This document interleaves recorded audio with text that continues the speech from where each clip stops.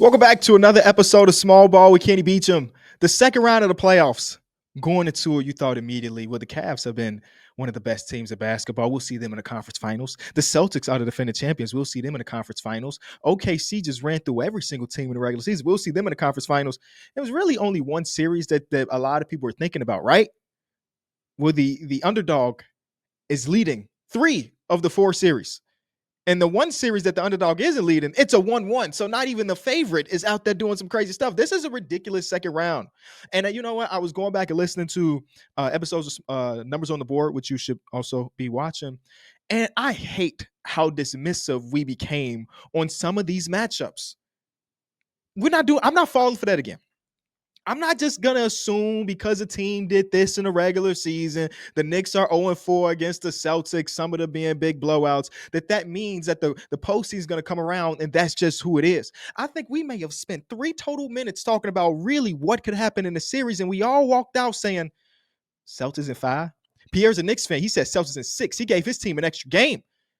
My prediction is already up. 2 games into this series. This is insane. So before we hop into it, I'm going to remind you to leave a like on the episode, subscribe to the channel, go over to the audio platforms, leave 5 stars. The playoffs have been amazing, and I'm trying my very best to bring you coverage on this, on Numbers on the Board, on Kenny for real. And we also got teed up with Pierre and Drees, and his episode just dropped yesterday, so be sure to check that out. I'm one of those people, or at least I used to be one of those people that couldn't get enough of basketball content. So I would listen to 7 different podcasts talking about the same game, because it's so many perspectives, and you should be that too. Now, I can't say I do that now because I mentioned this in an interview recently. I felt like last year, going back, y'all know, at the end of every season, I do a little recap of myself. I go rewatch my videos and do whatever, trying to figure out how I can be better for the next season. I felt like when I was listening to other people's shows that I was being influenced. Not saying that I was taking away takes or anything, but let's say, hypothetically, I was listening to Zach Lowe. Zach Lowe's got a new show, and I still haven't listened to it. That's how dedicated I am to my craft this year. But like last year, Zach Lowe may have said something that stood out to him. And the next time I watched the Celtics play, I was thinking about what the hell Zach Lowe said. You feel me? So I thought that kind of, you made my content look so similar to some other people. And I was like, I can't do that this year. So I'm not watching or listening to a ton of NBA shows, but you should. I mean, you already here. So go listen to the other shows too, man.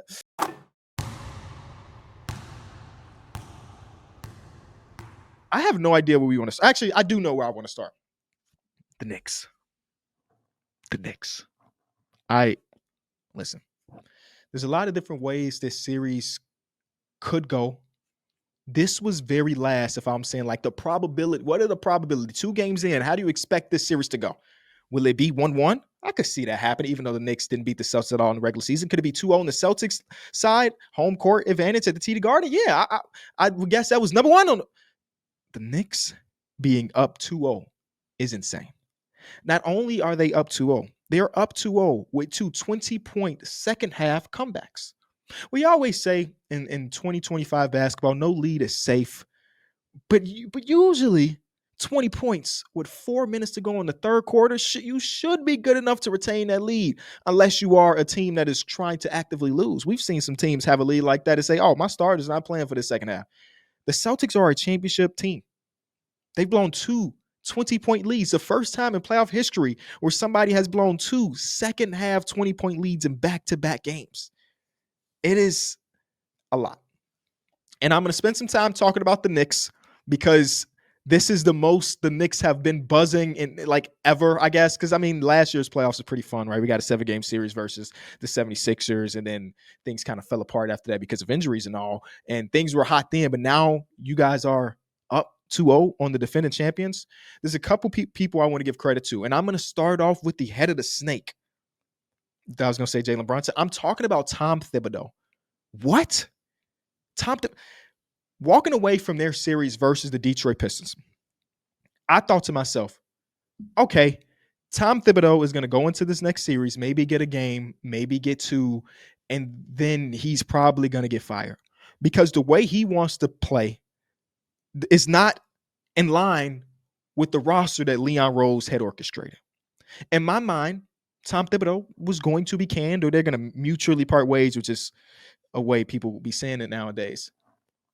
Because Tom Thibodeau has been a dinosaur He loves his old ways. He always has. As somebody that got to follow a team that he coached here in Chicago for 6-7 years, I recognize even then, when before the NBA was my job, talking NBA was my job, that this man did not like to make adjustments.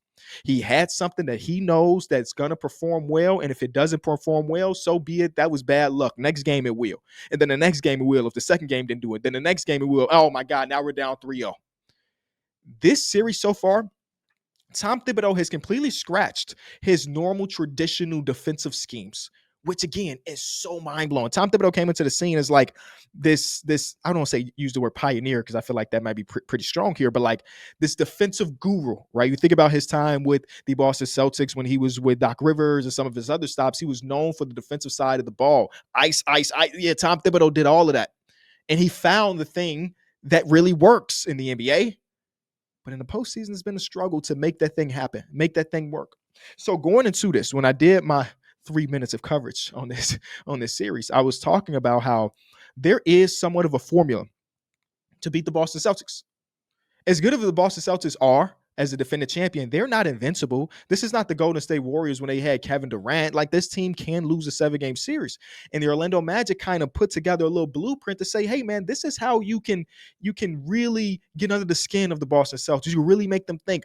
Part of that was just eliminating the three-point shot completely. The Knicks have not done that necessarily, but like they've been physical. So game number 2 was one of the most physical games that I've seen the Knicks play as the aggressor.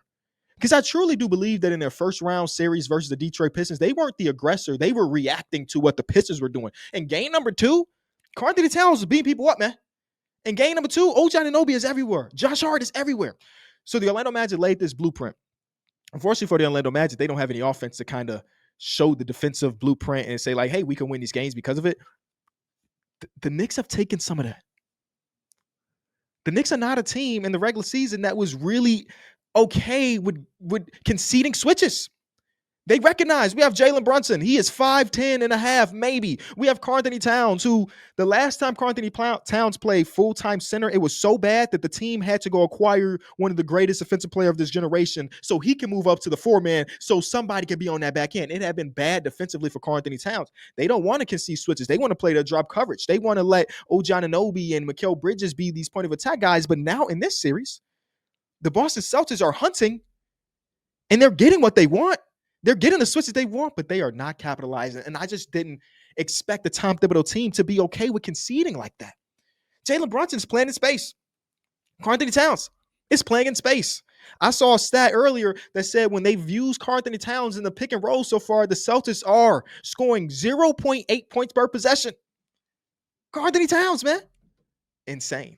He did have a really good defensive run last year, right? When you think about the Sun series and what they did to the Denver Nuggets when he played for the Minnesota Timberwolves. But like that again is with them having a Rudy Gobert for a lot of those minutes on the back end or so on and so forth. Right now, Karl-Anthony Towns doing some good stuff. And now he kind of does in some little stretches have his own Rudy Gobert because Mitch Rob is playing phenomenally this series. So he's got Joe Mazzulla scared.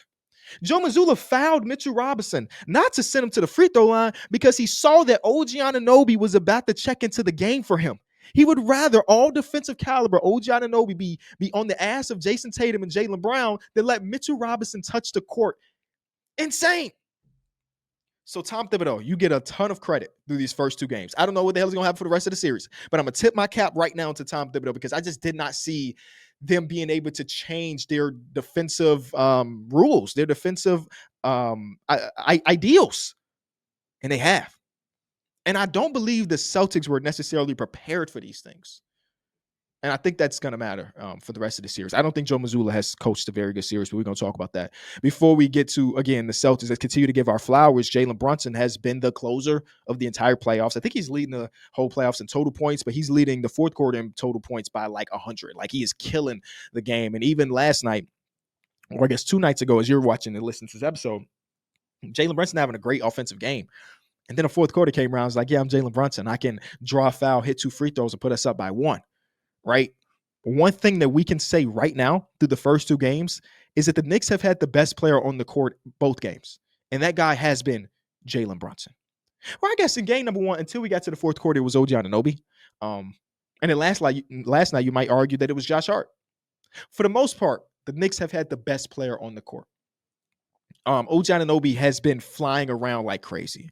And, I hate that we get to the point now where NBA players have to campaign for themselves to make all defensive teams. I think it's so easy to be like, hey, the Knicks were whatever defense in the regular season, so we just not even go look at them as having an all defensive candidate. It's like, what team defended well, and we're going to pick the best defenders on that team. OG Anunoby was on the Knicks defensive rating was 12th in the regular season. That's actually a lot higher than I thought. They must have put it together towards the end of the year. And OG Anunoby had the campaign like, yeah, I truly do believe I should be all defensive first team. We were like, should you? Should you? I had him on my second team for what it's worth. But the way he is guarding right now, I mean, Tatum is struggling. Brown is struggling in those possessions. Mikal Bridges has come up with some huge defensive stops. And in that second game, Mikal Bridges keeping them afloat in the fourth quarter. I don't know if that's going to get remembered through history. Again, we don't know what's going to happen at the end of the series. Who's going to win, whatever. But game 2, TD Garden, down by 14 points. No Brunson on the court, no Cat on the court. Mikal Bridges, 9-2 run. His own personal 9-2 run. Momentum shifts. Those stars get back into the game, and Mikal Bridges can kind of relax a little bit. It might get lost throughout history, but that little stretch there should be remembered. Now, we're going to remember his rip-away steal from Jaylen Brown in game number 1, and then his help defense on Tatum in game number 2 at the end. But, again, that little stretch, because I also reminded you that he was, 0 of 8 from the field until that fourth quarter? Where, the Knicks fans that I follow on the timeline was saying, damn, 5 first-round picks? Yeah, I guess so. That's one thing I hate about fandom, by the way. This man gave a game-sealing steal just 2 nights ago, and just because he's struggling to shoot tonight, you want to talk bad? Ty Jerome has been phenomenal for the entire season, and he just shot 1 of 14, and now people burning pictures of Ty Jerome?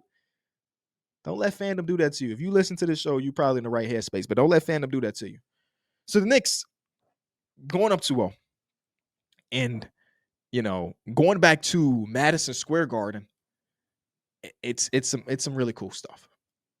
I think the NBA is better when the Knicks are good. I think the NBA is better when the Lakers are good. I know it pains me a little bit to say that last sentence, but it's the truth. It really is the truth. Personally, I would also miss the Met Gala to watch my favorite team play a playoff game. Me and Chalamet, we right here with it.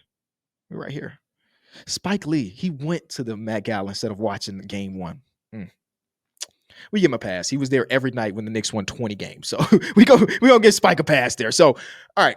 Now that we've given our flowers to the Knicks and the incredibleness that has been the Knicks, we have to talk about the other thing, because I think that's actually the bigger and better story. I'll be honest with you. The Celtics, the team that went out and dominated the regular season last year, went out to the postseason and dominated the postseason last year, came into this season, was still really good, don't get me wrong. Not as good as the previous year, but still pretty damn good.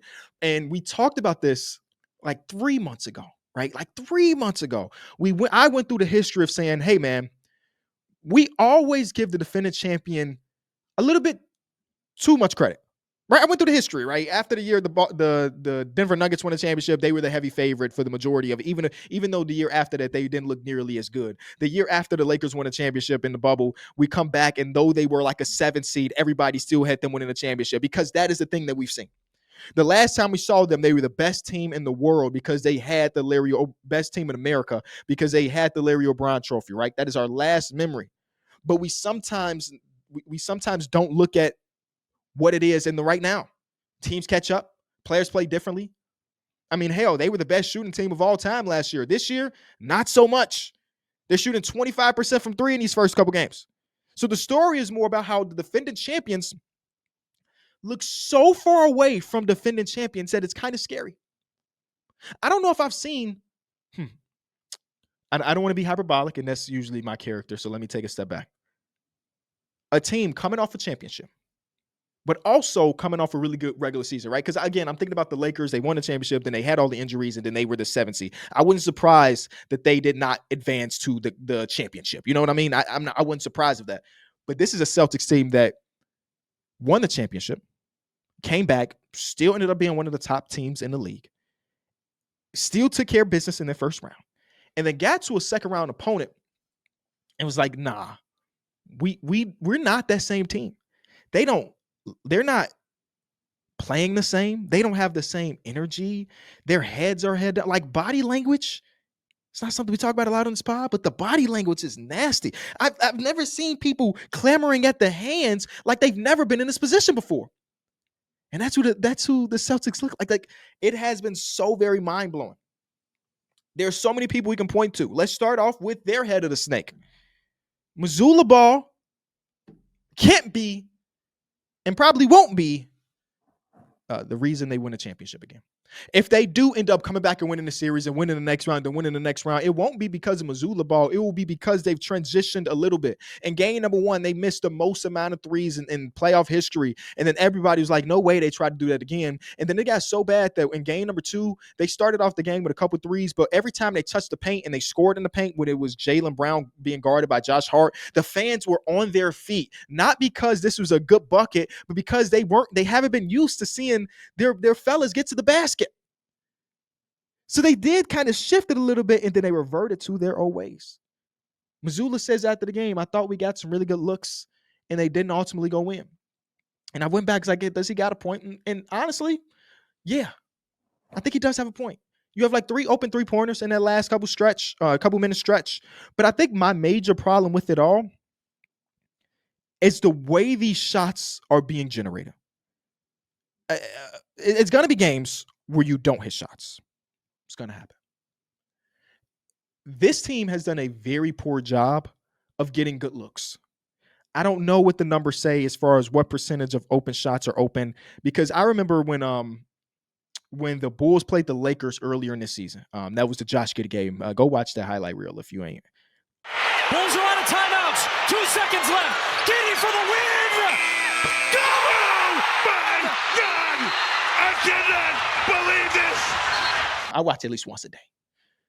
And I remember going through like the NBA tracking data. It was like the Bulls hit a crazy amount of fourth quarters crazy amount of threes in this fourth quarter. I wonder how many that the NBA decided were open / guarded / whatever. And I watched those games. I watched those shots, and the way the NBA tracked an open three was not the same as what my eyes saw.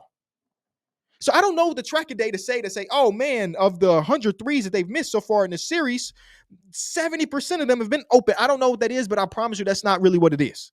They are not generating good looks. They're just not generating good looks, man. And it's frustrating. I'm team enjoy basketball, damn it. I've started and we've been building this company under that mantra. But when I'm watching this Celtics team, specifically these last 2 games, I'm not enjoying basketball, y'all. This team has so much offensive talent to look the way that they look against the Knicks team, where their defense was the biggest question about them being able to do anything. They are hunting switches and not scoring on switches. I don't think Mazzulla has coached a really good game, man. I truly don't think he has yet. And maybe that's going to happen in game 3 and on, but this has not been it. And then we get to our star players. And I swear to God, Jaylen Brown better be texting Jason Tatum saying thank you, because he's behind Jason Tatum. Nobody's talking about how horrible Jaylen Brown was in that second half of game number 2, because Jason Tatum was worse. Because their best player looked awful. And Jaylen Brown, who is the Finals MVP, an All-NBA player, an All-Star player, looked awful as well. But nobody cares because Jason Tatum was worse. So he better be thanking Tatum for taking all the heat today. But we got to talk about Tatum. I got to preface this. I am a Tatum fan. I like Jason Tatum. Hell, I got 3 of his signature sneakers, baby. I think he's got one of the best signature sneakers in the game. In Indianapolis, we interviewed him. He's a very good guy, very cool guy, and a very good basketball player. In this 2-game stretch, let me take a step back. I was about to be. This is some of the worst I've ever seen a All-NBA first-team player play. Some of the worst. And I don't think it's any way you can say otherwise. Last year when they went on that run and Jason Tatum got to the point where he was struggling from shooting, he was doing everything else, that was okay. They were going against teams that were banged up as well. They were going against teams that just didn't have enough talent compared to them, so they were able to just win, even though their best player was struggling from shooting the field. Listen, Jason Tatum was playmaking well. He defended well. I thought he had, for what it was worth, though his shot was not falling, as good of a playoff run as you can have if your shot is not falling. They cannot win with that being the case again. The teams are better. They're healthier. And your teammates are not as good right now. So what are you going to do, Tatum? How do you showcase that you really are Superman like that trailer that just dropped this morning? How do you react? In game number 1, they were awful. There was 3 possessions in the fourth quarter where Tatum gets the switch onto Jalen Brunson, and it resulted in a sidestep 3. One of those sidestep 3s were so bad that we were watching this game in this studio, and Pierre, the Knicks fan, jumped out of his seat and said, that's exactly what we want. The 5-time All-NBA player? That's how the Knicks fans feel about that sidestep jump shot right now. In game number 2, you can see that he recognized that maybe I was tripping. So I'm going to get to the basket or attempt to get to the basket. And now he is finishing like 2 years ago version of him. 2 years ago version of him was not a good finisher at the rim. And in this series, in game number 2, he got to the rim and missed like 6 bunnies. How will you react, Tatum?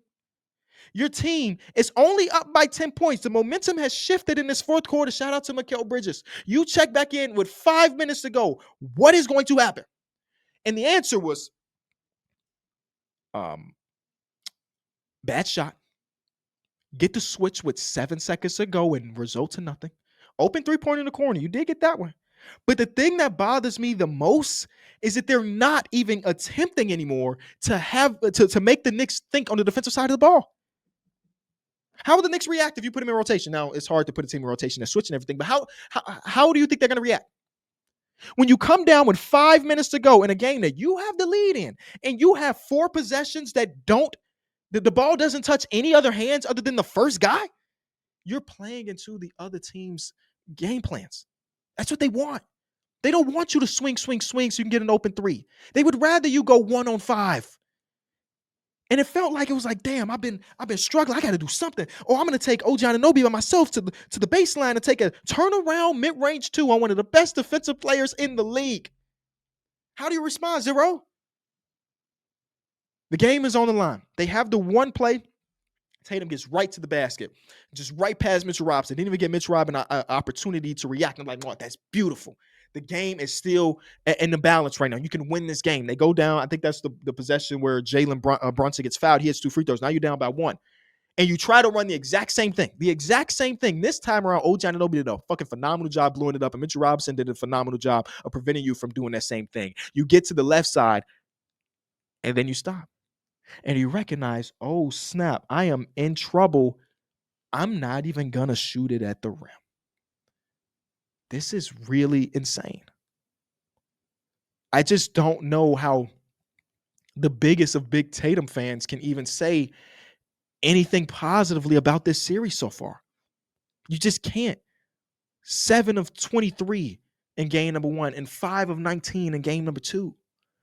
And then again, you go down the stretch and it's like just bad offensive basketball. And Tatum's one of the best we have in this league. But you would think that based on these 2 games, that Tatum has never been in a big moment before. Tatum has a 50-point game 7. Reminder, Tatum has a 50-point game 7 in his career.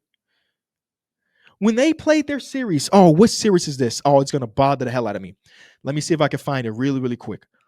What game am I thinking about? There was a series. Okay, let me set the table here. There was a series where in game number 5 against whoever it was, the Celtics shit the bed. They look like a team that had never been in a big moment, whatever. Tatum has a horrendous game number 5. And then the game number 6, Tatum is amazing. He might have had like almost 40 points or so on and so forth to force a game 7, and his team ended up winning that game 7. Was that against Milwaukee before? Yes, it's the Milwaukee game. Okay, boom. This is the exact game I'm thinking about. So in game number 5, and this is 2022 versus the Milwaukee Bucks, second round in the playoffs. In game number 5, the Boston Celtics shit the bed. They didn't score in the last 4 minutes of the game, if I remember correctly. And this is a Giannis 40-point game. Giannis is phenomenal this entire series. And just like that, they are down 3-2 in this series. They go back to Milwaukee. Tatum has 46 in this win-or-go-home game. He has 46 in this win-or-go-home game. So this is a guy that has been in these big-time moments and succeeded before. So now that we get here, it's surprising to me that we're having this conversation for basically the second year in a row. Last year, again, his teammates were able to mask over it because Derek White shot phenomenally. Drew Holiday had games where he was the best player on the court, and Jaylen Brown was amazing as well. So, him not shooting well didn't matter too much. And then in this series in 2022, if you remember, this is the Grant Williams game. This is the Grant Williams game. Yeah. Well, what a time. What a time. Either way, he has not been good. Then the year after, then the player after him, and Jaylen Brown, like I mentioned earlier, should be thanking this brother because his second half last night, I just don't even know what to say about it. I thought he was pretty damn good in that first. Maybe this is a Celtics team, pretty damn good in that first half, where he's taking advantage of the smaller defender and Josh Hart, taking him down to the paint, posting him up, yada, yada, yada, using that big ass size, big ass body. And then in the second half, that just died. I think he had more turnovers than field goals made in that second half. Just scary basketball. I don't know what happens. Because the talent is there still, right? The talent is still there still. I would be a jackass to say the series is completely over. It could be over, but I'm not writing them off completely based on these first 2 games. But if they did end up losing, it's not a surprise anymore. And this was their last dance either way, right? This team was going to be broken up, if you will, because of second apron stuff, because of the new owner. So we knew that somebody's going to get traded, whether it be Porzingis, Drew Holiday, Derek White. Somebody's not going to be on this team next season. So they wanted to go all in because they love this group so much. And it won't happen. They won't be able to do it again, I don't think, if they keep playing like this. Just won't. Porzingis not being able to play in second halves or in the game number 1 and only giving them 14 minutes or so in game number 2 is a under talked about storyline. I don't know what the hell he is dealing with, but he's been out of basketball. He left in March and now we are in May and he's still dealing with stuff. So again, I'm hoping he's okay, but him not being able to play is putting too much responsibility on a guy like Al Horford, who I feel like Al Horford is my dad's age, man. He's not, but that's what I feel like. That's how old Al Horford be looking sometimes. Al Horford should not be taking 11 shots in a playoff game. Not at this age. He can still give you a lot of good stuff. I just don't want him taking that many attempts. So that's a long time to talk about one series, dog. But that series is really the biggest mind-blowing series of the playoffs so far. Before we get to some of these others, oh yeah, and Tatum and Brown. This is in my notes. Tatum and Brown have just 2 made field goals apiece in the fourth quarter of this series. 2. Yeah. But before we go on to the next series, I want to let you know that FanDuel is offering a no-sweat same-game parlay this weekend of the playoffs. Just build your own parlay, activate the no-sweat token, and lock in your bets. And if it loses, FanDuel will refund you in bonus bets. You can tell me, because I'm about to give you a little something I cooked up for Saturday afternoon game. I don't know why we're getting the afternoon game in Madison Square Garden. It should be a night game. But regardless, afternoon game, Knicks versus Celtics. My first one, Jaylen Brown redemption. 20-plus points. Feels pretty simple. He is shooting 27 shots a game. It feels like he can give us a little 20 ball. Jalen Brunson, 3 made threes. Josh Hart, 8-plus rebounds. And lastly, Tatum to record 6 or more assists. All you got to do is tap into FanDuel.com/Kenny to tell me or build your own. The NBA playoffs are underway, so don't miss your chance to bet on all the clutch shots and legendary performances with FanDuel, America's #1 sports book. FanDuel is your best place to find your favorite player props. And now you can make heads-up plays with player performance trends. That means whether you want to bet on a player to drop 30 or to put up a triple-double, you can check the latest stats and see who's hot without leaving the app. Plus, after the game tips off, you can combine live prop bets with the same game parlay for a chance for a big win. Right now, I'm looking at round 2 of the playoffs. those young guards and the Cleveland Cavaliers going against the Pacers defense, it might be kind of nice. So if you don't already have FanDuel, it's not too late to jump into the playoff action. You'll get started with $200 in bonus bets if your first $5 bet wins. So just visit FanDuel.com/Kenny to join today. Make every moment more with FanDuel, official sports betting partner of the NBA.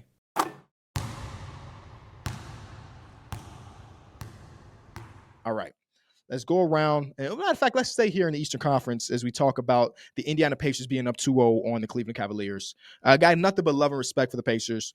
Them being able to come back down by 7-8 points or 40 seconds ago a few different times in the 3-game stretch is still ridiculous to even comprehend. But they've been taking care of business, man. They've been really taking care of business. It felt like a one of those games for the Celtics or for the Cavaliers. We know that we are undermanned, that we have two All-NBA caliber players, two All-Star caliber players out, but everybody, we're going to be better than the sum of our parts. Is that the saying?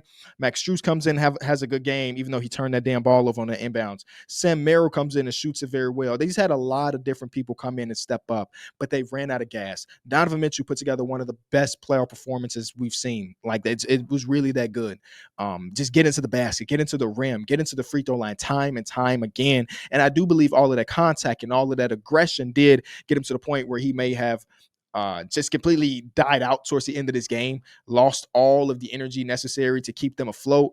And the Pacers chipped away, and won this one. And they are up 2-0 on the Cavaliers, 2 games away from making another conference finals appearance. As of right now, we don't know what's going on for game number 3, right? All of the guys that did not play, Hunter and Mobley and Garland, are questionable as I record this episode. So fingers crossed that they play, because I ain't got no dog in this fight. I want to see these healthy teams go against each other.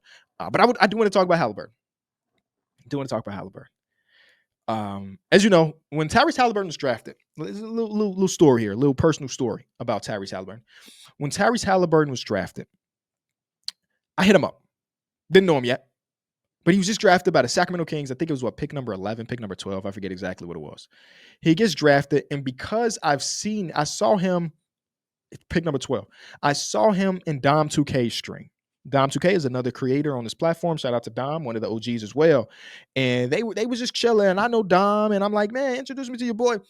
And I get into the DMs of Tyrese. Yo, bro, I know you busy. I know you just got drafted, but if you got 20 minutes, bro, you want to do my podcast? You want to just do some content? He said, for sure. So this is the first time meeting him. I hop on a Zoom call, and he's just a good dude. And the title of that video is Why the Sacramento Kings Won the Draft. At this point, I'm being honest with you, I'm kind of glazing. I don't watch college basketball. I had no idea who Tyrese Halliburton was 2 months before I hit him up in the DMs. So why they won the draft, he could have been a bum. I wouldn't know. But from that interaction and him just being so cool, I became a fan. And now he sends me shit. New Pumas. So it's been cool, really, really cool to watch his progression. That's what I'm basically getting to. It's really cool to watch his progression. And there was a piece on The Athletic that dropped, I think either today or yesterday, talking about how I know this is kind of a thing in Warriors land right now, has found his joy back in basketball after having a little stretch where it was a bit wishy-washy, right? And then 13 people out of 90 decided in the NBA, players in the NBA decided that he was the most overrated player in basketball. And since then, he's been on an absolute tear. I think that one of the worst parts about fandom is you're only as good as a start, right? Everybody's so geared up, so ready for the NBA season that everybody's locked in for that first couple of weeks. And if you somehow struggle through the first couple of weeks, that is going to carry throughout your name for the rest of the year, basically. And vice versa. If you have a guy that is killing a game through the first 2 weeks, you're shooting 60% from 3, everybody's going to remember you as that's part of you and not, oh, these last 20 games, he ain't really been on that. Tyrese's first 5, maybe 6 weeks was not a Tyrese Halliburton that we know.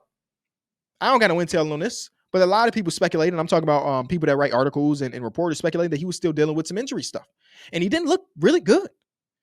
And then eventually, I don't know if he got a hell of a chiropractor or he got shot up with that same stuff they shot Jalen Brunson up after he went down in that Pistons series. But he looks healthy. He's getting around the corner. We were critical about him getting to the paint and not going up to finish at the rim. And since then, it feels like he's been listening. And to have This is something, the clutch gene. Damn it, I'll say it. Some people have it, some people don't. I do sometimes question whether or not this is a real thing or is it all just basketball and all just luck, whatever. But when you see the stat that I think it was Carson from Nerd Sesh that I saw had it first. I don't know if anybody else was before him. That this season, in the last 2 minutes of a game, he is a 10 of 11 on tying or going ahead jumps or shots. Is such an insane stat that it is something that they would have said about Will Chamberlain. 10 of 11 is disgusting. Him missing a free throw, I don't think it was on purpose, but maybe it was. Maybe he'll say it was. Him missing the free throw, Miles Turner tapping it out to him and him getting his own board and them just saying, I got this, is a legendary moment, regardless of what happens for the rest of the series, regardless of what happens for the rest of this playoff run completely. That is a moment that I will remember forever as an NBA fan. Because there's no way that should have happened again. So he's been great. Aaron Nesmith, when I think I may have told this story before on this channel as well, the Pacers traded away Malcolm Brogdon. And there is I want to say Bleach Report. I want to say an old Bleach Report clip or meme that was like what the Pacers got back in the Aaron Nesmith trade. And it was the meme of SpongeBob having a paper clip, a piece of string, and something else. Fuck, I feel I'm a SpongeBob guy too. I can't remember what else is in his hand. Basically saying that for Malcolm Brogdon, they got nothing. They traded for Malik Fitz, Jawan Morgan, Nick Stauskas, Daniel Tice, a first-round pick that they traded away that ended up being Julian Strother, and Aaron Nesmith. So in real time, I can see why you would think that. But Aaron Nesmith has been a really good ball player for now 3 years since he's been in Indiana. He went from a guy that in his last year in Boston only played 11 minutes per game. He shot 39% field, 29 or 27% from three. His first year in Indiana, he basically wins the starting spot. And he goes to a guy that's averaging 10, 42% from the field, 36% from three. And since then, he has been more efficient and more efficient. And the one thing I'm loving about his playoff series right now, his playoff run right now, is how aggressive he is defensively. My goodness. This man will he is really seeing how far he can go before the refs call him for something. Bumping, grinding, everything. And if the shot is falling too, I mean, there was a point in the season where he was shooting 50% from three before he went down with his injury. He ended up ending the season at 43% on 4 attempts. But what an amazing pickup from something that people memed being a bad pickup. He's been great. I think it was Joel Moran of Pick a Side that put together this whole thing that was like, we need to give, Kevin Pritchard more love for the type of teams that he's been able to build, right? Because he's made good decision after good decision. And then Executive of the Year just got put out. And shout out to Sam Presti, a guy that definitely deserves it. I think it was his daughter. I think it was Kevin Pritchard's daughter that was like, there's not 16 different front office people better than my dad. I kind of like that. Yeah, this is Joel Moran's tweet. Kevin Pritchard is one of the best GMs in basketball over the past 3 years. He traded for Pascal Siakam, Obi Toppin, Aaron Nesmith, Tyrese Halliburton. He drafted Nembhard, Ben Mathurin, Jarris Walker, Isaiah Jackson, who I forgot existed because of his injury, get well soon, Ben Shepherd. That's pretty damn good. And what makes it even better is that the market is Indiana. He doesn't have the luxury of being in this big-ass market, this place that has beautiful weather, this place that got a gazillion skyscrapers and the beachfront that's beautiful. He's doing the shit in Indianapolis. And not only is he making these decisions, he's making sure that the good guys that he acquires or the good guys that they draft want to stay around. They got a really good front office, a really good infrastructure over there. They're like, Tyrese Halliburton is basically saying that there's no other place in the world I'd rather play basketball. Pascal Siakam signed his extension immediately. Now, I probably would too if it was that much money, but you get me? So shout out to the Pacers. I don't know if there's anything else to be said about this series other than I want the Cavs to get healthy, but I also respect the Pacers, simply put.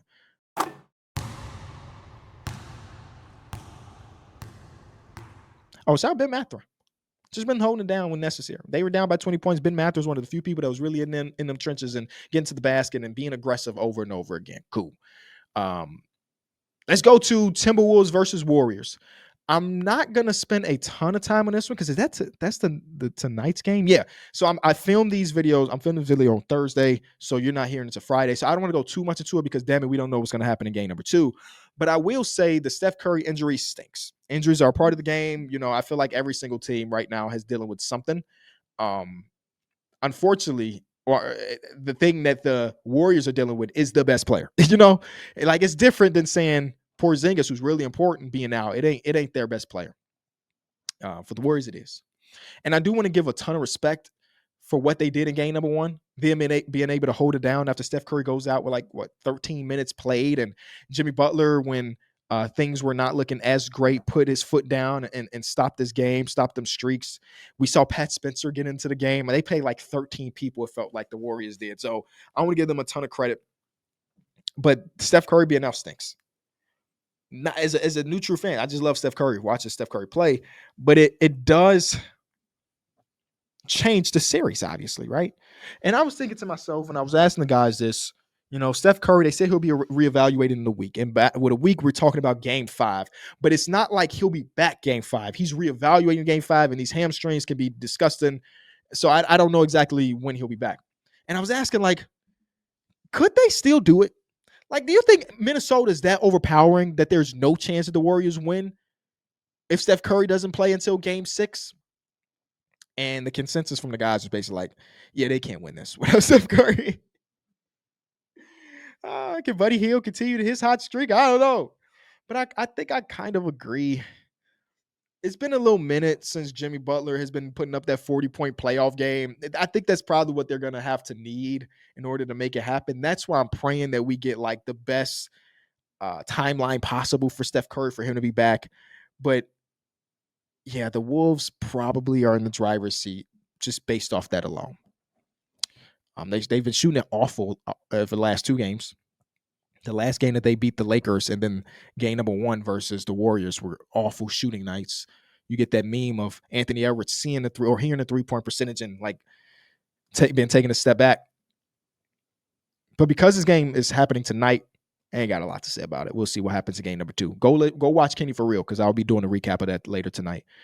Then we get Thunder versus Nuggets. The Nuggets steal game 1. We made a Kenny for real video in real time of everything happening, and Coach Mark Dayton losing the first game of his career.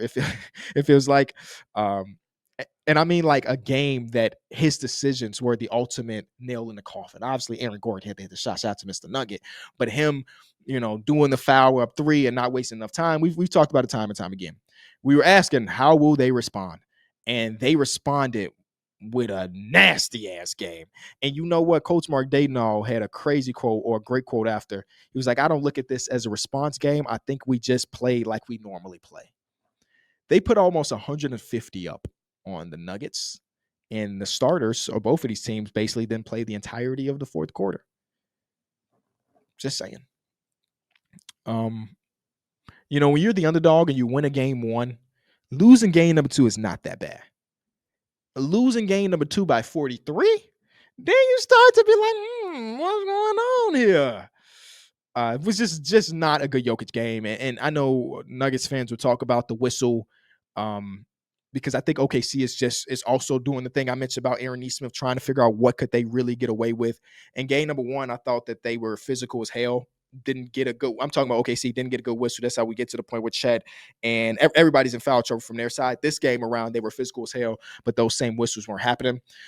But even with that said, I don't think that is the reason why you lose by 43. I just don't.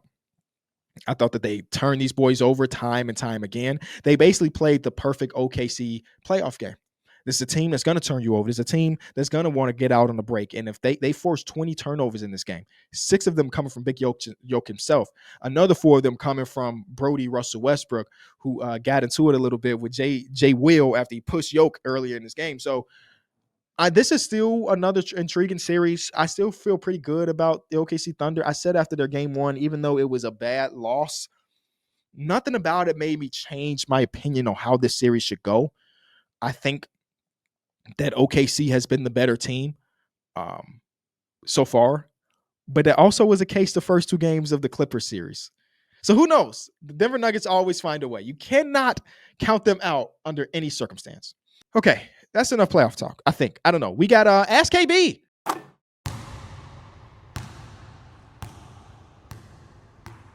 Or you can hit us up on social media, whether it be Instagram, whether it be whatever, and ask me some questions, and I'll do my very best of answering them. Okay. The first one comes from, if Steph Curry won another championship and finals MVP, would that put him in the GOAT debate? That is from Jolie Allen. 1, 2, 3. No. I don't believe so. Obviously, it gets him higher in that list. But GOAT debate, I don't believe so, man. And again, Curry is one of my boys. I love him. But another championship and another finals MVP, I don't think that puts him in GOAT conversation. I think that puts him top 5 conversations. Is that fair? Is that fair? I think that could get him in top 5 conversations. Hell, some of y'all probably got him top 5 right now. I think I have him closer. I think off the top of my head, I probably got him like 9th. Maybe. I don't know. I don't do top 10 lists or anything like that. But I don't think another championship finals MVP would make me look at him and say, yeah, better than Bron, better than Jordan. That's a tough bridge for me to cross. Is it possible for someone like Jamal Murray to have a Hall of Fame case? This is from Matthew Dang. Now, let's say Jamal Murray's career continues on this trajectory where he may never make an All-Star appearance. I just don't see it. You know, I mean, a bunch of championships could definitely put you on that edge where you're like, oh, maybe. I just don't see it, man. I was trying to figure out in the NBA modern era. So I'm sure there are people in the Basketball Hall of Fame from their ABA years or so on and so forth that are in the Hall of Fame without an All-Star appearance.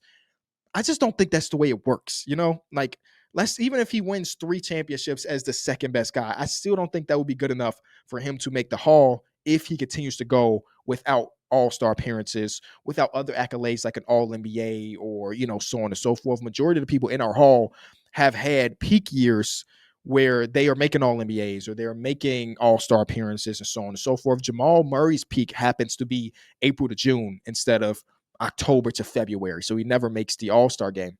So I'm just going to say a pass. I just don't see it.